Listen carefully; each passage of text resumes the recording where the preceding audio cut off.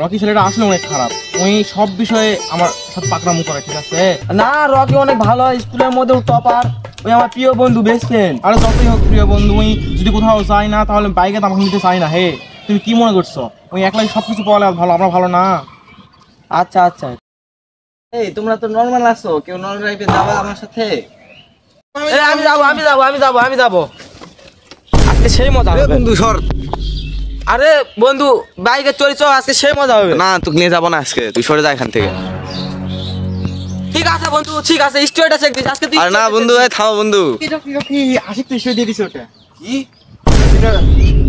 দিয়ে দিছে স্টোরি। আমার ভাই রকি আমার বন্ধু না, আমার কলজার ভাই ভাবতাম। মাস্টার ভাই তুইও কলজি খাই গেলি ভাই, যা যা।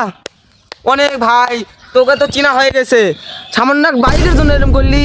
আরে কালকে আনোয়ান ভাই ভেঙে রেখে আসলাম BMW, ওটা তো মানে পকেটের তলে, মানে এত আমার কাছে টাকা আছে তো ভাই, আমরা তো ডিসপ্লেতে শো করি না, কারণ আমরা গরিব মিসকিন।